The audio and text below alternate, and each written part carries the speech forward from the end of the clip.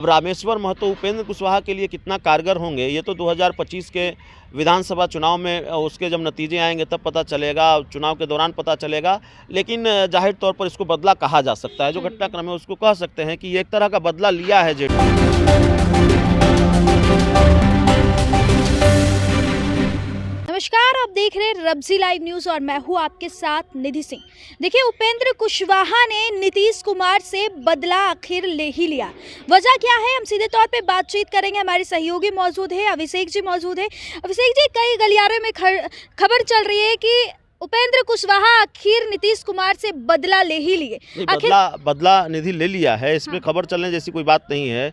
उपेंद्र कुशवाहा ने जाहिर तौर पर नीतीश कुमार से अपना बदला लिया है। राजनीति में इसको बदला ही कहेंगे। आज जो घटनाक्रम हुआ है, उपेंद्र कुशवाहा की पार्टी की तरफ से बहुत धूमधाम से कर्पूरी जयंती मनाई जा रही थी और पटना के श्री कृष्ण मेमोरियल हॉल में एक बड़ा आयोजन किया गया, जिसको लेकर बहुत प्रचार प्रसार भी और तैयारी भी बहुत दिनों से की जा रही थी। उपेंद्र कुशवाहा की पार्टी राष्ट्रीय लोक मोर्चा की तरफ से उनकी पार्टी के लोग लगे हुए थे।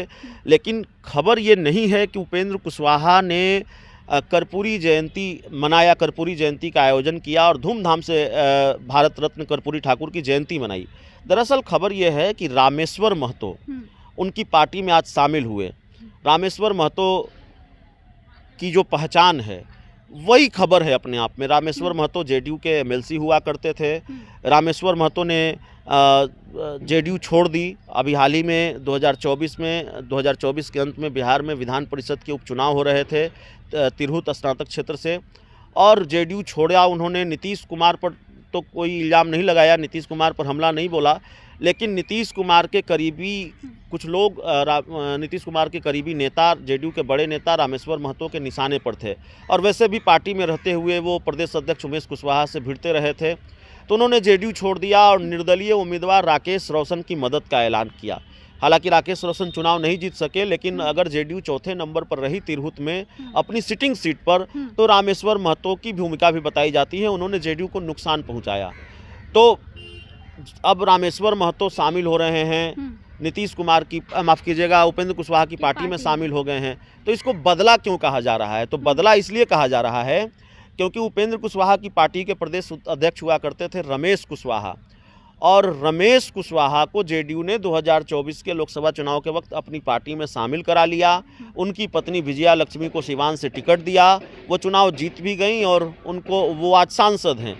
तो उपेंद्र कुशवाहा की पार्टी के नेता को नीतीश कुमार ने अपनी पार्टी में शामिल कराया, तो नीतीश कुमार की पार्टी के नेता को उपेंद्र कुशवाहा ने आज अपनी पार्टी में शामिल करा लिया है। तो यही तो है राजनीतिक बदलाव। लेकिन उपेंद्र कुशवाहा की पार्टी के कई लोग ऐसा बोल रहे हैं कि वो उस वक्त भी एनडीए में थे, अभी भी हमारे साथ हैं। तो रामेश्वर महतो जो है वो एनडीए के साथ में ही है, तो कैसे बदला ले सकते हैं? तो रमेश कुशवाहा जब जेडीयू उपेंद्र कुशवाहा की पार्टी छोड़कर जेडीयू में ज्वाइन किया था, तब भी तो वो एनडीए में ही गए थे। उपेंद्र कुशवाहा एनडीए का हिस्सा थे और उनकी पार्टी छोड़कर रमेश कुशवाहा एनडीए में ही गए थे। तो उपेंद्र कुशवाहा ने नाराजगी क्यों जताई थी? उपेंद्र कुशवाहा का ट्वीट सामने आया था, मुझे एग्जैक्ट ट्वीट नहीं याद है, लेकिन उन्होंने कहा था कि भाई और कुछ ले जाना है, और किन्हीं को ले जाना है तो ले जाइए, ले जाते रहिए।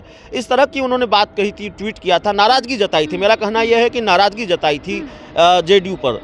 तो रमेश कुशवाहा तो एनडीए में ही गए थे, तो फिर उपेंद्र कुशवाहा क्यों नाराजगी जता रहे थे? उनके नेता तो उनकी पार्टी छोड़कर एनडीए के ही एक दल में शामिल हुए थे, तब तो नाराजगी नहीं जताई जानी चाहिए। तो देखिए, राजनीति में कहीं कुछ जाती है, अंदर कुछ होती है, दिल में कुछ होता है, जुबान पर कुछ होती है। तो जाहिर तौर पर बदला लिया गया है, एक झटका देने की कोशिश की है रामेश्वर महतो। अब देखिए, नीतीश कुमार के लौह कुश समीकरण में फिट बैठते हैं जिस समाज से वो आते हैं। उपेंद्र कुशवाहा भी जाहिर तौर पर लौह कुश समीकरण को मजबूत करने के और कुशवाहा समाज के बड़े नेता माने जाते हैं। तो अपना जो राजनीतिक समीकरण है उसको और वो बाइंड करने की कोशिश करेंगे और मजबूत करने की कोशिश करेंगे, और यही कोशिश है उपेंद्र कुशवाहा की, जिसके लिए उन्होंने रामेश्वर महतो को अपनी पार्टी में शामिल कराया है। वैसे रामेश्वर महतो तब भी उपेंद्र कुशवाहा का साथ दे रहे थे जब उपेंद्र कुशवाहा जेडीयू से अलग हो रहे थे और एक तरफ जेडीयू उनके खिलाफ खड़ी थी, तो जेडीयू में रहते हुए रामेश्वर महतो उपेंद्र कुशवाहा के साथ खड़े थे। तो जाहिर तौर पर उपेंद्र कुशवाहा और रामेश्वर महतो के बीच केमिस्ट्री रही है। चर्चा तो तभी थी कि तभी वो शामिल हो जाएंगे, उपेंद्र कुशवाहा के साथ चले जाएंगे, लेकिन तब वो उन्होंने उनकी पार्टी ज्वाइन नहीं की, उनकी पार्टी में वो शामिल नहीं हुए।